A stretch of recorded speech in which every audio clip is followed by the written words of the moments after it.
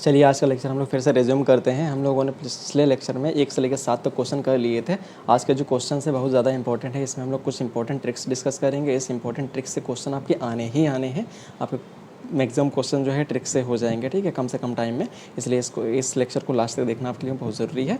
इस लेक्चर को लास्ट तक देखें और अपने क्वेश्चन को हम लोग यहाँ से निकालेंगे। देखिए क्वेश्चन नंबर 8 से हम लोग शुरू करते हैं। आज का पहला क्वेश्चन क्या है, 8 नंबर क्या है, first ionization potential of an element x. ठीक है, मतलब क्या हो रहा है, आयोनाइजेशन पोटेंशियल का मतलब होता है किसी भी एलिमेंट से एक इलेक्ट्रॉन को निकालने में जितनी एनर्जी की ज़रूरत पड़े उसी को क्या बोलते हैं, उसका आयोनाइजेशन पोटेंशियल बोलते हैं। ठीक है, तो आयोनाइजेशन पोटेंशियल क्या है, अगर एक्स एलिमेंट है इससे एक्स प्लस निकालना है, इसको बनाना है तो एक इलेक्ट्रॉन निकलेगा। इलेक्ट्रॉन को निकालने में जो भी ज़रूरत पड़े, तो एक चीज़ बस याद रखना, एक पॉइंट यहाँ पे है।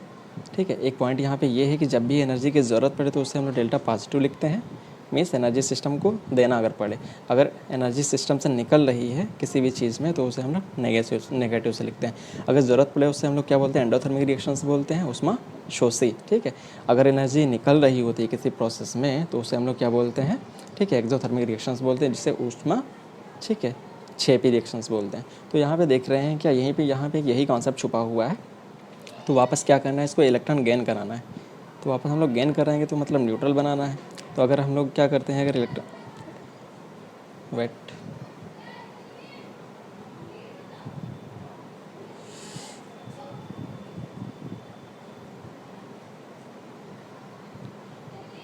तो हम लोगों को क्या कराना है, इलेक्ट्रॉन गेन कराना है। ठीक है, तो इलेक्ट्रॉन गेन कराना है तो वापस एक इलेक्ट्रॉन को गेन कराने में इसको न्यूट्रल बनाना है। इसका मतलब एनर्जी क्या करना पड़ेगा, रिलीज़ होगी। अगर क्या करना था, इलेक्ट्रॉन को निकालना तो एनर्जी देनी पड़ रही थी, मीन्स पॉजिटिव। अब इलेक्ट्रॉन गेन कराना है तो उसका जस्ट अपोजिट रिवर्स हो जाएगा, अपोजिट हो जाएगा, बस वो नेगेटिव वैल्यू आ जाएगी। ठीक है, अब हम लोगों का 9th क्वेश्चन क्या कह रहा है, which one of the following elements belong to the same group. Same group को बिलोंग करना है तो हम लोग जानते हैं इसके ऊपर एक लेक्चर भी बना हुआ है, पीरियोडिक टेबल के शॉर्ट ट्रिक्स में एलिमेंट्स। ठीक, उस लेक्चर में मैंने डिस्कस किया है क्या, ऐसे जितने भी एलिमेंट जिनके वैलेंस शेल में इलेक्ट्रॉन सेम रहते हैं वो सेम ग्रुप को बिलोंग करते हैं। पूरी पीरियोडिक टेबल में 18th ग्रुप है। ठीक है, तो हम लोग क्या तो इसमें हम लोग देख लेते हैं कि कौन से एलिमेंट्स हैं जिनके वैलेंस शेल में जो इलेक्ट्रॉन्स है सेम है, तो उसको निकाल लिया जाए। उसको निकालने क्या है, इसमें 3 दिख रहा है, इसमें 10 दिख रहा है, इसमें 19 दिख रहा है, इसमें 37 दिख रहा है। तो देखो 3 का अगर इलेक्ट्रॉनिक कॉन्फ़िगरेशन किया जाए तो 2,1, 10 का किया जाए तो 2,8। ऐसे दिख रहा है कि दोनों सेम नहीं है, ये ऑप्शन एलिमेंट हो गया। सेकंड ऑप्शन देखते हैं, सेकंड ऑप्शन में दिख रहा है 4 को तोड़ लिया जाए 2,2। उसी तरीके से 20 को तोड़ लिया जाए तो 2,8,8,2।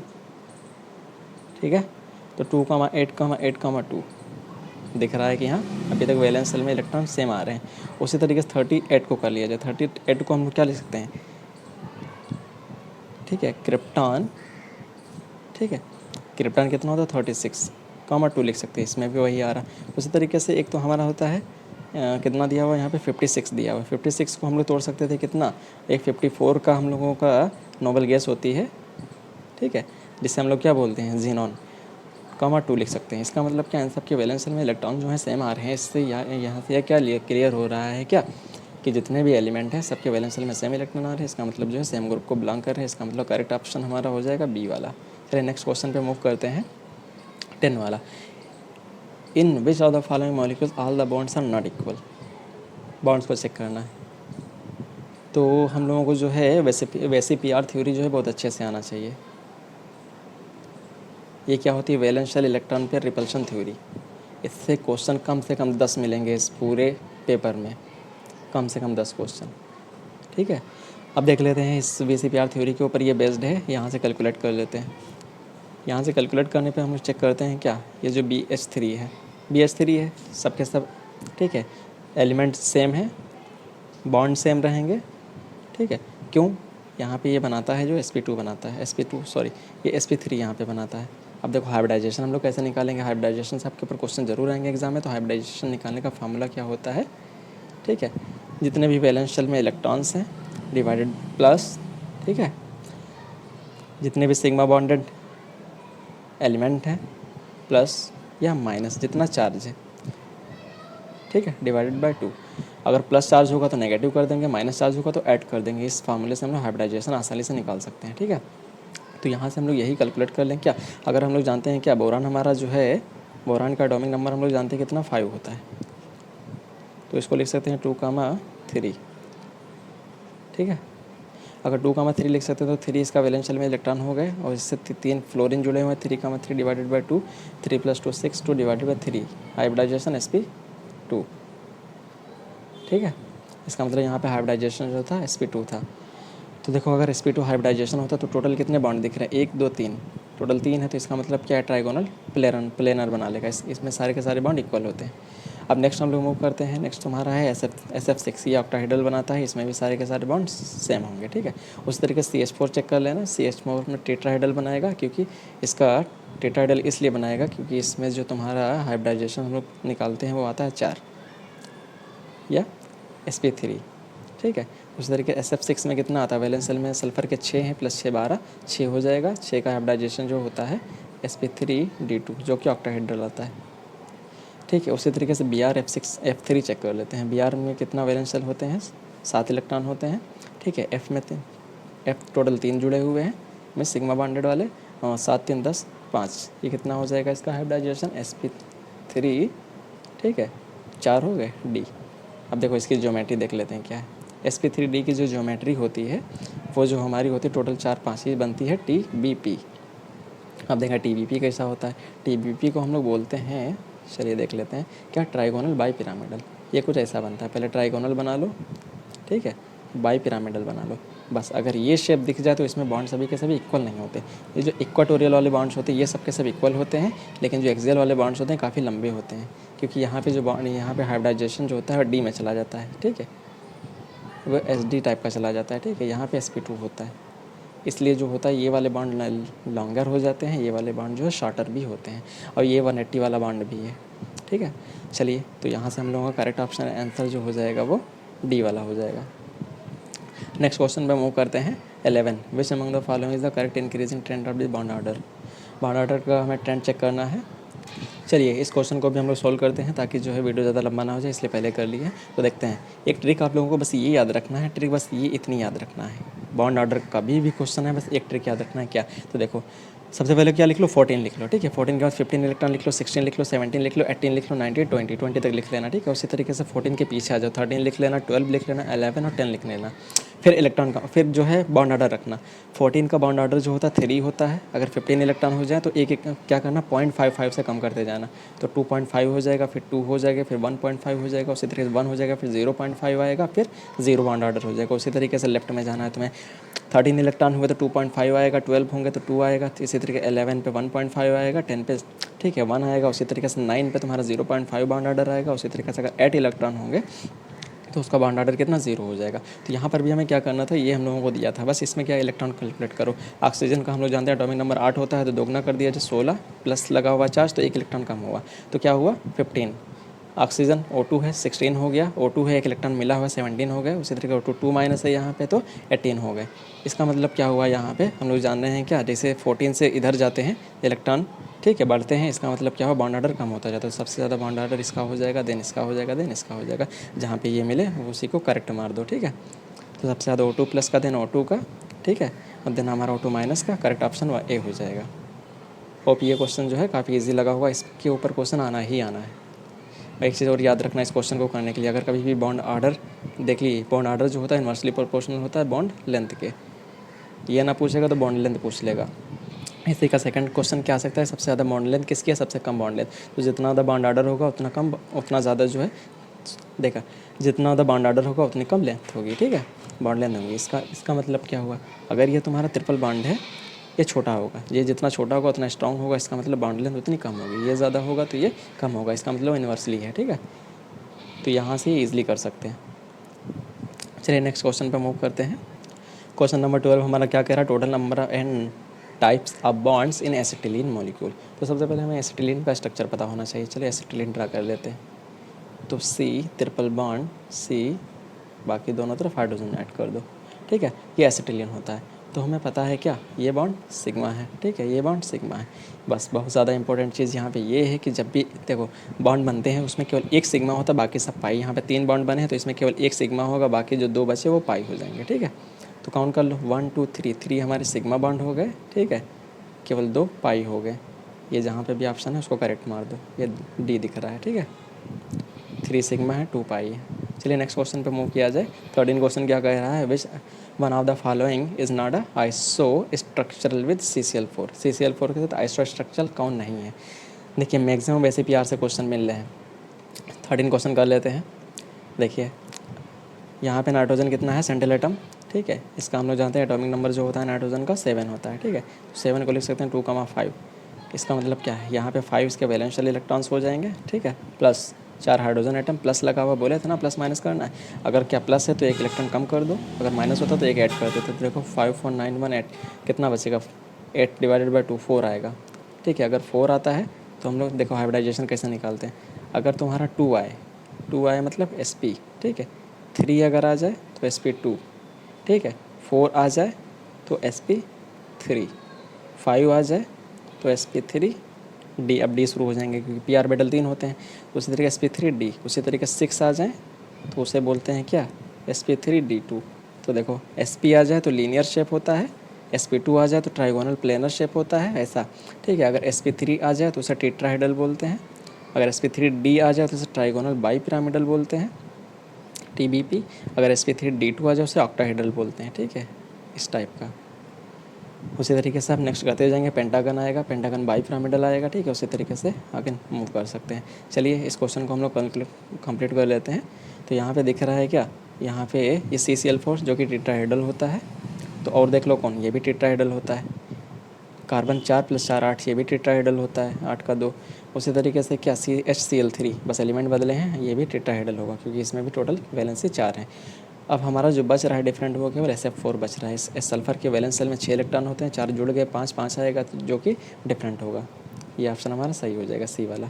चलिए नेक्स्ट क्वेश्चन पे मूव करते हैं। 14 क्या कह रहा है, which one of the following represent the correctly the increasing order of CO bond length for carbonate anion, carbon monoxide and carbon dioxide. चलिए इस क्वेश्चन को बहुत ईजिली कर, चलिए मैंने प्रीवियस अभी जल्दी ही बताया है क्या, जब भी बॉन्ड लेंथ या बॉन्ड ऑर्डर निकालना हो तो बस क्या करना है, देखो जब भी बॉन्ड लेंथ निकालना हो तो बॉन्ड ऑर्डर चेक कर लो। बॉन्ड ऑर्डर देखो, कार्बन मोनोऑक्साइड जो बनता है उसका जो बॉन्ड ऑर्डर होता है वो 3 होता है, ठीक है। और जो CO2 बनता है उसमें हम जानते हैं दोनों ऑक्सीजन में डबली बॉन्डेड जुड़े होते हैं। इसका मतलब क्या, 2 बॉन्ड है यहाँ पे तो इसका बॉन्ड ऑर्डर 2 हो जाएगा। लेकिन जो कार्बोनेट होता है उसका बॉन्ड ऑर्डर कैसे निकालते हैं, क्योंकि इसके ये रेजोनेंस में एक्सिस्ट कर रहा है। अगर ये रेजोनेंस कर रहा है तो यहाँ पे बॉन्ड ऑर्डर कैसे निकालते हैं, देखो जितने रेजोनेंस में टोटल बॉन्ड है, 1 2 यहाँ पे 3 1 4, टोटल 4 ऊपर रख दो। जितने इसके रेजोनेटिंग स्ट्रक्चर हैं उसको नीचे लिख दो। रेजोनेटिंग स्ट्रक्चर कितने होंगे, देखो 3 ऑक्सीजन है, 3 बार ऑक्सीजन के ऊपर नेगेटिव जाएगा, 3 रेजोनेटिंग स्ट्रक्चर यहाँ से इसका बॉन्ड ऑर्डर आ जाएगा 1.33। अगर बॉन्ड ऑर्डर हमें पता है तो बॉन्ड लेंथ लिख सकते हैं। तो जितना ज़्यादा बॉन्ड ऑर्डर उतना शॉर्टर ये होगा। इसका मतलब क्या, जितना कम बॉन्ड ऑर्डर उतना ज़्यादा लंबा बॉन्ड होगा। इसका मतलब क्या है, सबसे ज़्यादा लॉन्ग ये बॉन्ड हो जाएगा, उसके बाद ये हो जाएगा, उसके बाद ये हो जाएगा। ये करेक्ट ऑप्शन जहाँ पे भी है उसको टिक मार दो। चलिए देख लेते हैं यहाँ कौन सा ऑप्शन मिल रहा है सबसे ज़्यादा, कार्बोनेट कहाँ पे, सबसे ज़्यादा कार्बोनेट है, देन CO2 है, देन कार्बन मोनोऑक्साइड है। चलिए नेक्स्ट क्वेश्चन पर मूव किया जाए। 15 क्या कह रहा है ये, चलिए इसको भी कर लेते हैं। चलिए अभी जल्दी में हम लोग डिस्कस किए हैं का, अगर कुछ MlX5 टाइप का है, मान लेते हैं क्या इसमें टोटल जो होंगे इलेक्ट्रॉन्स ये होंगे, तो इसका स्ट्रक्चर जो होगा हम लोग अभी डिस्कस करके आए हैं क्या हो, अगर ये हाइब्रिडाइजेशन Sp3D आए तो उसका जो स्ट्रक्चर होगा TBP टाइप का होगा। TBP को हम लोग ड्रा करते हैं तो इस टाइप का कुछ आता है। तो देखो इसमें ये वाले जो एंगल होते हैं ये 120, क्योंकि ये क्या है जस्ट ट्राइगोनल प्लेनर है, तो ये सारे के सारे एंगल 120 डिग्री, ठीक है। तो ये वाले एंगल जो होते हैं हमारे 120 डिग्री के हो जाते हैं, ठीक है। अब देखो इसमें कितना बचा, अब जो ये वाला एंगल जो होता है वो हमारा 180 डिग्री का होता है। जो बताया था ये एंगल जो होता है, यही वाली बॉन्ड सबसे ज़्यादा लॉन्गर होती है, ठीक है। तो यहाँ पे देख लेते हैं क्या हमें पूछ रहा है XMX टाइप के बॉन्ड कितने होंगे। केवल एक XM टाइप का बॉन्ड होगा जो 180 डिग्री पे हैं, कई सारे, लेकिन हमें 180 डिग्री वाला बॉन्ड पूछ रहा है। XMX बताना है जो कि 180 डिग्री पे हो, तो केवल एक ऐसा दिख रहा है जो 180 डिग्री पे है। तो हमारा करेक्ट ऑप्शन क्या हो जाएगा, यहाँ से हमारा 1 हो जाएगा। चलिए नेक्स्ट क्वेश्चन पे मूव करते हैं। चलिए ये बहुत ज़्यादा इंपॉर्टेंट क्वेश्चन है, इस क्वेश्चन को जो है बहुत अच्छे से समझिएगा। चलिए देखते हैं इसमें से स्मॉलेस्ट बॉन्ड एंगल किसका है। बॉन्ड एंगल कैलकुलेट करने के लिए सबसे पहले हमें हाइब्रिडाइजेशन निकालना है, जो कि हम लोग पिछले फार्मूले से निकालना सीख चुके हैं। वैलेंशियल इलेक्ट्रॉन लिखना है, प्लस जितने भी सिग्मा बॉन्डेड वाले एलिमेंट हैं उनका नंबर लिखना है, प्लस माइनस चार्ज करना है, डिवाइडेड बाई 2।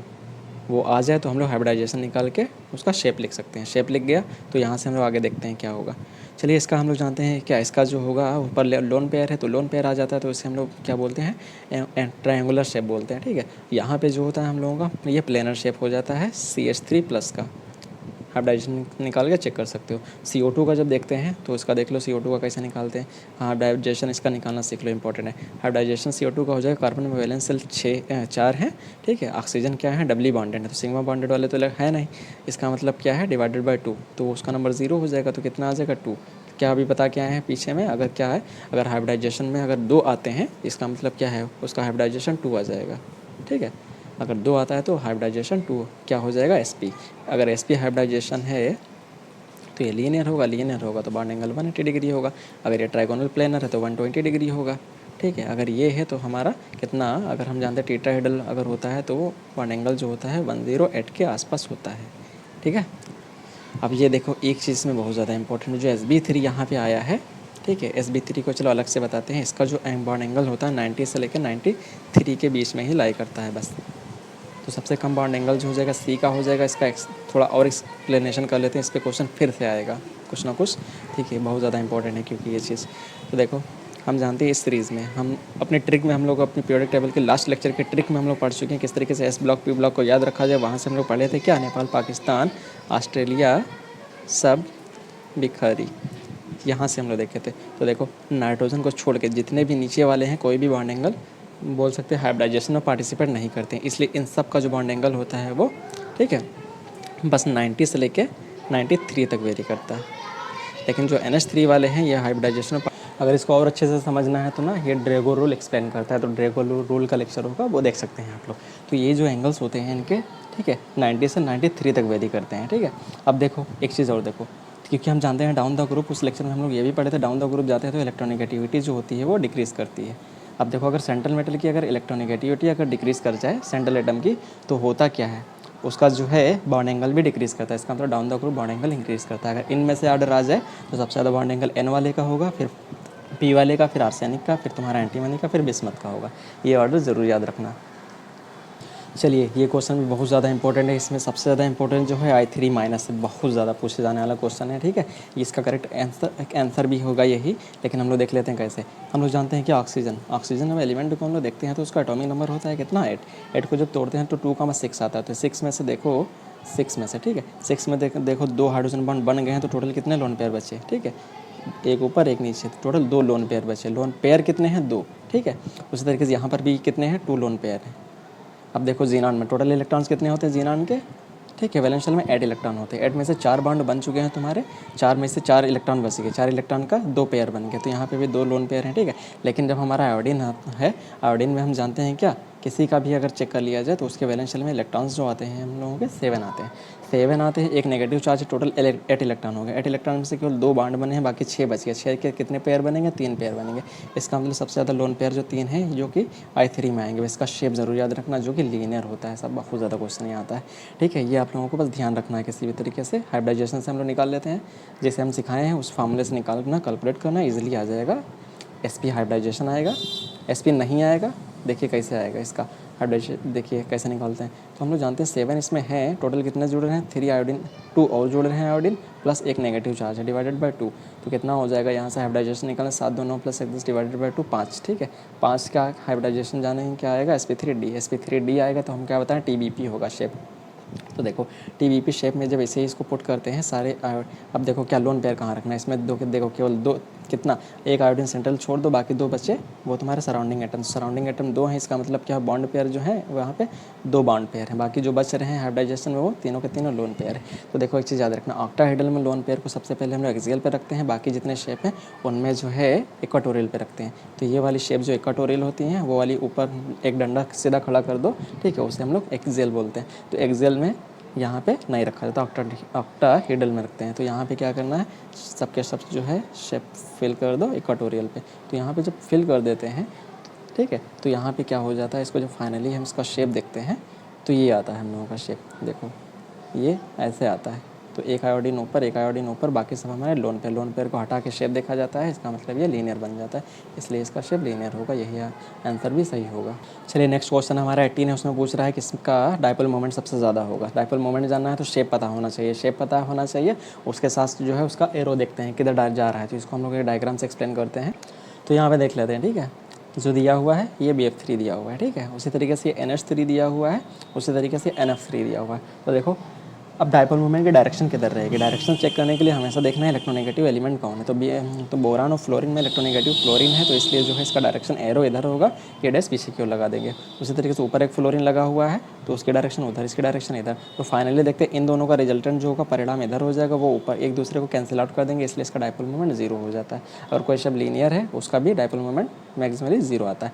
यहाँ पे NH3 देख लेते हैं, ऊपर लोन पेयर है तो लोन पेयर की इलेक्ट्रोनेगेटिविटी ज़्यादा होती है, वो ऊपर खींचेगा, ठीक है। अब यहाँ पे देख लेते हैं हाइड्रोजन से ज़्यादा इलेक्ट्रोनेगेटिव नाइट्रोजन, तो सबकी डायरेक्शन नाइट्रोजन की तरफ रहेगी, तो सबके सब एडअप हो जाएंगे, सब एक डायरेक्शन में जा रहे हैं तो एडअप हो जाएंगे। यहाँ पे देखते हैं क्या हो रहा है, यहाँ पर भी वही था, यहाँ फ्लोरीन अपनी तरफ खींच रहा है, ये फ्लोरीन अपनी तरफ, ये फ्लोरीन अपनी तरफ, ये लोन पेयर इधर, तो 3 की डायरेक्शन का ये जो होगा मैग्नीट्यूड इधर हो जाएगा, ठीक है। लेकिन एक सिंगल लोन पेयर ऊपर की ओर खींचेगा, इसलिए ये वाला लोन पेयर जो होगा कुछ डायपोल मोमेंट को कम कर देगा, जिसकी वजह से इसका डायपोल मोमेंट घट के 0.24 आता है, इसलिए इसका डायपोल मोमेंट सबके सब एक डायरेक्शन में, इसलिए सबसे ज़्यादा आता है। ये सबसे ज़्यादा देन तुम्हारा BF3 का जो कि 0 आया था। इसी तरीके से डायपोल मोमेंट के जितने क्वेश्चन आए हम इसी कॉन्सेप्ट से कर सकते हैं। तो यहाँ पे हम लोगों का सबसे करेक्ट ऑप्शन कौन हो जाएगा, डी वाला, ठीक है। चलिए नेक्स्ट क्वेश्चन पे मूव करते हैं। देखिए एक ClF3 दिया हुआ है, ठीक है, एक ClF3 दिया हुआ है, BrF3 दिया हुआ है। इसका हम लोग देख के आए टीट्राहाइड्रल है, इसका भी टीट्राहाइड्रल है। BrF3 और ClF3 में चेक करते हैं तो यहाँ पर भी वही कौन सा केस है, देखो टी, इसका शेप जो होता है टी होता है, दोनों का ही टी होता है शेप। अगर इसमें दोनों का ही शेप टी होता है तो देखो कैसे शेप टी निकलता है। तो क्लोरीन हम जानते हैं 7 वैलेंशियल इलेक्ट्रॉन है, 3 फ्लोरीन के रखेंगे, डिवाइडेड बाय 2, 7 3 10, 5 आएगा, 5 आएगा, TPP बनेगा, TBP बनेगा।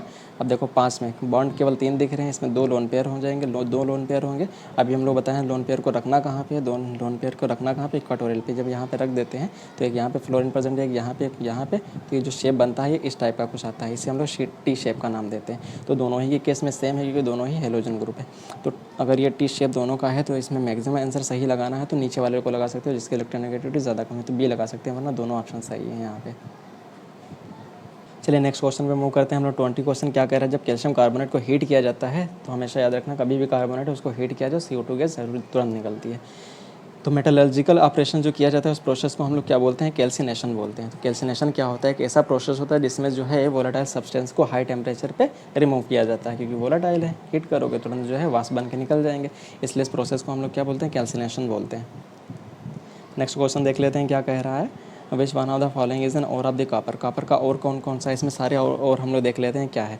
तो देखो जो हमारा जो मैग्नेटाइट है यहाँ पे, तो मैग्नेटाइट किसका और है, ये मैग्नीशियम का और है। उसी तरीके से बॉक्साइट बहुत ज़्यादा फेमस है जो कि एल्यूमिनियम का और है, इसका फार्मूला क्या होता है Al2O3, ये एल्यूमिनियम का और होता है।